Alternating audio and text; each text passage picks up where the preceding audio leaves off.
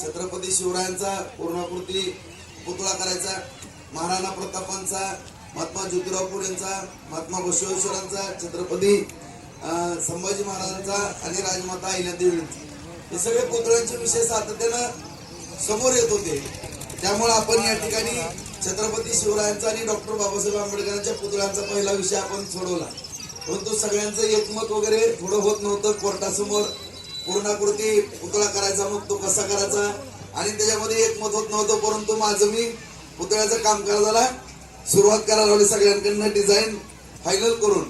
आणि योगायोग सगळ्या अख्ख्या देशात जर पाहिलं तर सगळ्या कोर्टासमोर ज्यांनी घटना लिहिली किंवा ज्यांच्या घटनेतून त्यांच्या विचारातून हा संपूर्ण देश, जगामध्ये सगळ्यात मोठी लोकशाही असलेला देश चालतो, त्या डॉक्टर बाबासाहेब आंबेडकरांच्या या ठिकाणी प्रेरणेतनं हा देश चालतो. किंवा ज्यांनी घटना लिहिली त्यांचे पुतळे नेहमीच कोर्टासमोर, साहेब गजबे साहेब कोर्टासमोर सगळे पुतळे उभा आहेत.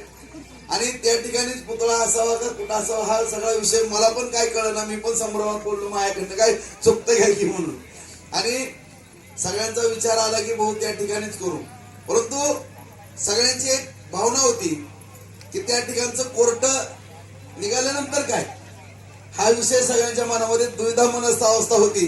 मग माझ्या डोक्यामध्ये मी विचार करत होतो की कुणाची भावना दुखवली नाही पाहिजे, सगळ्यांचं मन प्रसन्न राहिलं पाहिजे आणि आनंद हा दुपटीनं झाला पाहिजे, हे मनामध्ये मी विचार करत होतो. आणि ज्यावेळी बुद्ध विहाराचा विषय आपला अलीपूरचा आला कांबळे साहेबांचा, त्यावेळेस सातत्यानं मी डोक्यामध्ये विचार करत होतो की नेमकी कुठली जागा असावी. बुद्ध विहाराला तर निधी आता मिळणार आहे आणि 10 कोटी रुपये सरकार देणार आहे. त्याच्यात आपल्याला 2,53,00,000 रुपये त्या ठिकाणी इस्टिमेट झालेलं होतं. 1.5 होतं पण 2,53 पर्यंत गेलं. 4 कामं बाजूला काढली. परंतु ती जागा कुठली असावी असं मी विचार सातत्यानं करतो. आणि ज्यावेळेस हे समोर आता सेशन कोर्ट आपलं होत आहे आणि कोर्टाच्या समोरच बुद्ध विहार असावं आणि भविष्य काळामध्ये पुतळ्याचा जरी विषय आला तर आपण त्याच्यामध्ये सगळ्यांच्या संमतीने काय करता येतंय का, मी एकटा निर्णय घेणार नाही, तुम्ही सगळेजण निर्णय घ्या आणि मला काय करायचं ते सांगा, तुम्ही सांगाल ते मी करायला तयार आहे. आणि तुम्ही जो पण काही निर्णय घ्याल सगळेजण तो निर्णय मी मान्य करायला तयार आहे. आणि 1 एकरच्या वरती जागा आपण या ठिकाणी आपल्याला फायनल केली. आणि या ठिकाणी साहेब बुद्ध विहार तर होणारच आहे, परंतु जवळपास 20-22 गुंठ्याचं गार्डन सुद्धा या ठिकाणी सुंदर होणार आहे, जेणेकरून सगळेजण बुद्ध विहारामध्ये आल्यानंतर गार्डन मध्ये सुद्धा आपल्या सगळ्यांना बसता यावं अशा पद्धतीचा या ठिकाणी हा विषय. त्याचबरोबर हा बुद्ध विहाराचा निर्णय घेतल्यानंतर वैरागला सुद्धा येताना मला सर्व बांधवांनी थांबवलं, भाऊ आम्हाला तुमचा सत्कार करायचा. त्या ठिकाणी सिद्धार्थ बुद्ध विहार आहे आणि त्या ठिकाणी सुद्धा सगळ्यांनी मला सांगितलं की भाऊ या ठिकाणी डॉक्टर बाबासाहेब आंबेडकरांचं स्मारक करावं अशी त्या ठिकाणी मला काही सूचना केली. निश्चितपणानं त्याचं सुद्धा मी लवकरात लवकर काम त्या ठिकाणी स्मारकाचं त्या ठिकाणी करून देतो. आणि अशा पद्धतीचं सर्व स्तरावरती आपण हा निर्णय घेत असताना आज आपल्याला आणखीन एक आनंदाची बातमी मागा सांगितली मी की साधारण एक 25 तारखेपर्यंत पुतळा पूर्ण होतोय. सगळी टीम सगळेजण तुम्ही जावा, त्या ठिकाणी सगळं बरोबर झालंय का वगैरे बघा.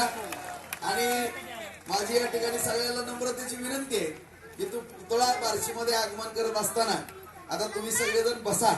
मी मगाच म्हणलं की मी स्वतः काही निर्णय घेत नाही, तुम्ही सगळेजण बसा आणि पुतळा आल्या तिथं कोर्टासमोर करायचा का काय करायचं हा तुम्ही निर्णय तुमचं तुम्ही घ्या.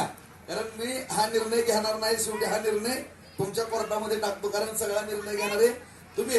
आणि जो कोर्टाचा विषय, कोर्ट 2 वर्षानं इकडं शिफ्ट होणारच आहे, त्यामुळे आपलं बुद्ध विहार पण या ठिकाणी होत आहे. आता ह्याला फटेनं फोडता आपण सगळ्यांनी एक मतान निर्णय घ्या, कारण पुतळा आणून आपण नगरपालिकेत ठेवणं किंवा तुमच्या स्वाधीन करणं आणि तो तसाच राहणं हे पण मला योग्य वाटणार नाही. तर त्याचा निर्णय सर्वानुमत सगळ्यांनी घ्यावा आणि मला सूचना करावी की भाऊ आमचा निर्णय ह्या पद्धतीने झालेला आहे, तुम्ही जोही निर्णय घेईल त्या पद्धतीने मी अंमलबजावणी करण्याची माझी जबाबदारी असेल. कारण माझं मत मी कधी लादणारा माणूस नाही, मी लोकशाही पद्धतीने चालणार आहे.